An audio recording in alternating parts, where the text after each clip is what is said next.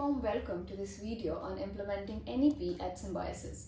We've received a lot of your questions over Instagram or emails, so we thought let's address it. We have with us our principal, Dr. Rishikesh Soman, who will be answering all of your doubts in this video. So without any further ado, let's begin. So one of the most asked question is, what is NEP, right? It's become a buzzword. So what exactly is NEP? See, National Education Policy was introduced in 2020 by the Government of India. After 1986 and then subsequently 1992, there was no education policy that was being introduced. So this is the first policy after so many years. Yeah. And this policy is actually aiming to transform the education sector to a great extent, and it is a really very good opportunity for the students to be part of this entire exercise. And I feel very lucky that I am part of that entire exercise implementation. But I would have been more happy if I would have been the student during this particular period as such, because there are a lot of things that are being offered in this particular system. We'll get into the depth of it, but we've been working backstage for a couple of months now, so now I think it's time to tell them how Symbiosis is implementing NEP. Symbiosis College of Arts and Commerce, being an autonomous college, has been chosen by the Maharashtra government among various autonomous colleges to implement the NEP on the pilot way, or to begin with as such. So all the autonomous colleges in Maharashtra are going to be the first implementer of NEP in Maharashtra, and under that we have got the freedom to work out the subjects and the courses and papers and the methodology within the broader framework of UGC guidelines. And we all have done that, and there are a lot of components and sub-components that we will be elaborating in due course. So we are having our own flavor, we are having our own style, and most of the autonomous colleges will try to implement it as per the their own convenience. Not convenience, but as per their own kind of profile of the institution. Yeah. And another most asked question is, do we have to complete a 4 years to get the degree? Okay. So let's just clear that air. National Education Policy has suggested that now the degree program will be of 4 years. Yeah. But that does not mean that you all have to complete 4 years degree program. What they have talked about is, when we are having education and when we are talking about globalization, there has to be some kind of compatibility. Okay, that you should be able to dwell well with the global scenario as such. And so in that compatibility, 4-year degree program becomes very apt or very suitable as such. However, we have been having 3-year degree program.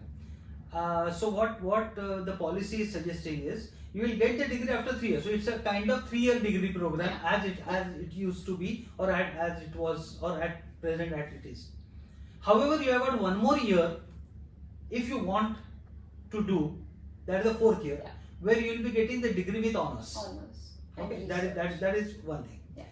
But there is another very interesting aspect over here, that now there is the multiple entry, multiple exit, and there is the ABC, that is Academic Bank of Credit.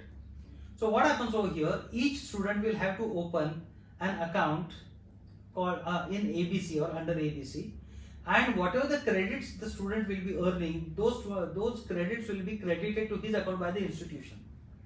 So the students can carry those credits from one institution to another institution. So there is a horizontal flexibility and vertical flexibility.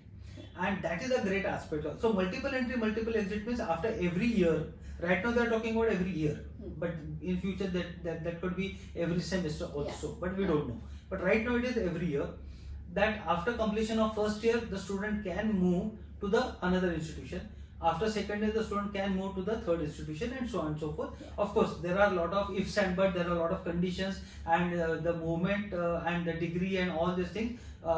It is not so simple that I can explain in just one sentence as such. However, there is the flexibility, there is the mobility, and so you can have your 3-year program with an option to go for the fourth year. So it is not that it's a 4-year program. I mean, technically speaking, it is a 4-year program, and you can get out of the program after 3 years with a degree. Yeah. So then nothing has really been changed. Yeah. So that's I think a wonderful opportunity for them, because they can taste different flavors. Yes. And no, and the benefits of the fourth year is, see, there are 2-3 benefits. If you do fourth year, then the master's program will be of 1 year. Yeah. If you do fourth year with the research, where there's the condition that you have to have 75% marks in your fourth year, then you will be able to go to direct PhD program. Yeah. So fourth year makes a lot of sense. Definitely. So it is up to the choice of the students. Yeah. So it's not compulsory that they have to No, finish it is fourth not year, compulsory. and it is still, I mean, they can get a degree even after 3 Yes, years. as they are getting right now. Yeah. Okay. The other one, we as Symbiosis are known for our curricular, extracurricular activities. So, what are the new things that we're going to bring on table for the? See, what used to happen, that the syllabus was in a way kind of a straight jacket syllabus. Yeah. So the NEP is looking for having variety.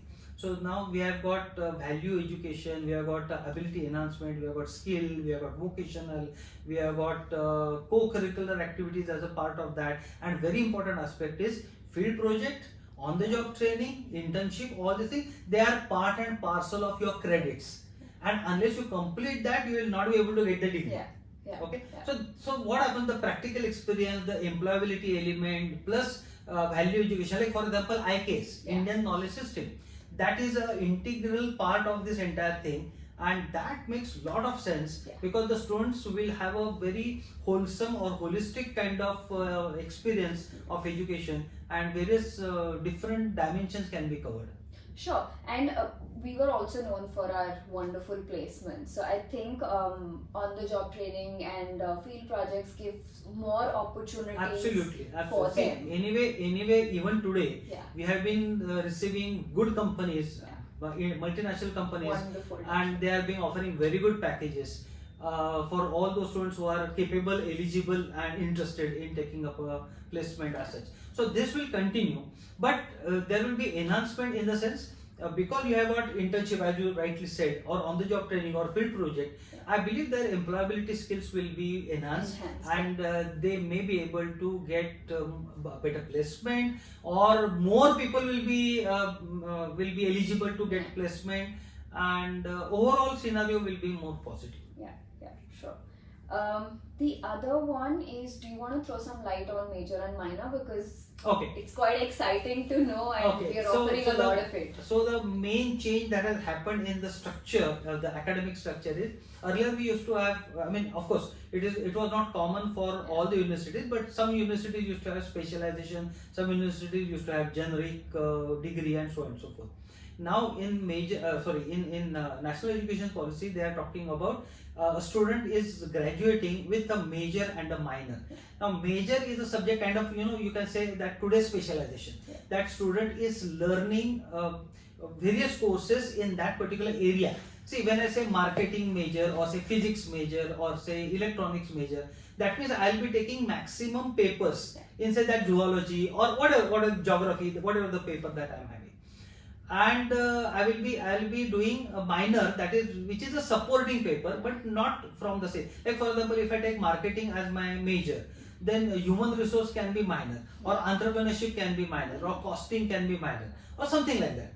So you can have now where in case of minor, I'll be studying less number of paper, so it will be kind of support to my major, as to enhance my ability in the major. I'll be having this support system. So major is your specialization, minor is the support specialization, then you have got vocational skill courses, then skill courses, ability enhancement, the languages are being given more important than they used to be.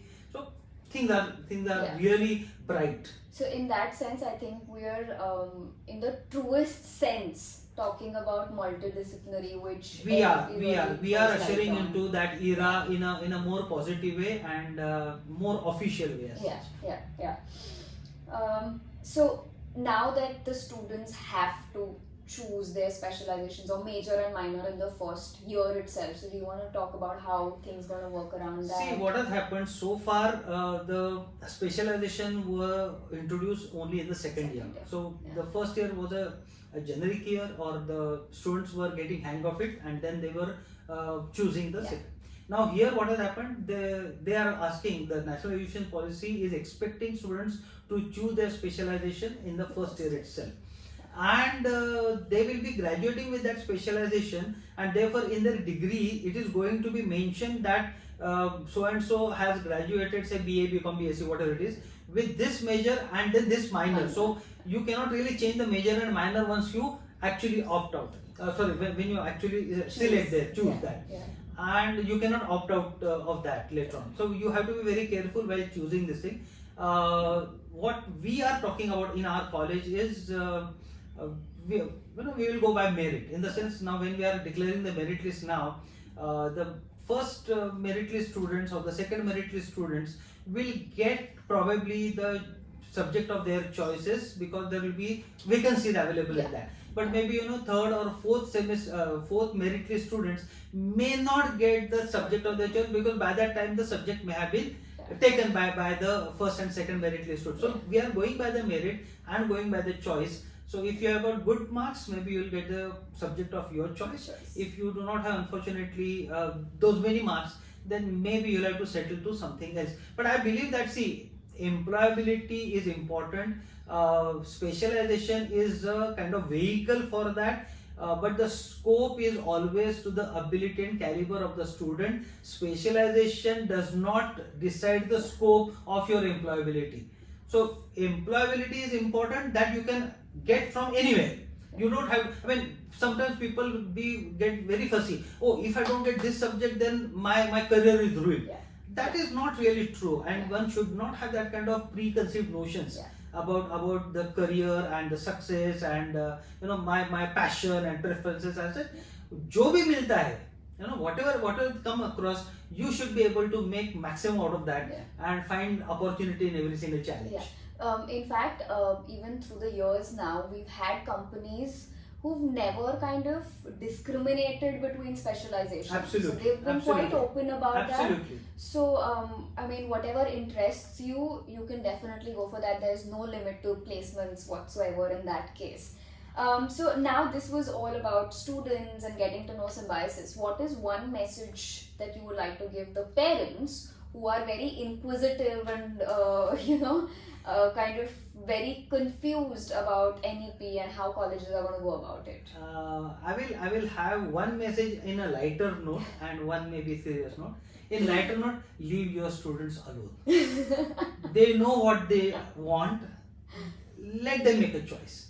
Even if they make a mistake, you are there to support them. Okay. So are we. But of course we are there. See, what I'm trying to say is that we are offering almost 8 specializations. Okay, in commerce, and 3 specialization in humanities. So there is a plenty of choice. And we have got so many other options available that you can acquire some missing element from something else. We have got liberal arts. So you can do that. We have got honors program that will be reintroduced later on. Right now we have got honors program, but in the new system that will be reintroduced in the 4th year. We've got skills also. We have got a lot of skills. We have got entrepreneurship development program. We have got campus entrepreneur program. We have got absolutely so many things. So if somebody is really interested, he or she can make maximum out of it. So whatever the specialization you may be having. That is true. So leave the students alone. You don't have to impose your own kind of aspirations on them. Don't try to live your life through them actually. So that is the very important aspect. And as I said, students normally do not make mistake as far as their preferences and choices and this thing is concerned. So that's okay really. This is a lighter but serious message that I have given. On a serious note, I would say that if you have got any query or doubt, and see, it is quite obvious that being parent, you are worried about your child and you are worried about his career or her career. So that is absolutely understandable. But then if you are interested in knowing something more, that you are most welcome over here. We are here. We can help you out. And don't just go by the rumors or the misconceptions or misgivings or some kind of negative propaganda that some people may be circulating in the market. So if you have a, go to the authentic source to find out what it is. Yeah. Instead of just getting how do I say falling prey to any kind of rumor as such. Yeah. So that is the real message. It's a transformation period. We are also learning in a way. I will not call these students as guinea pig because they are not.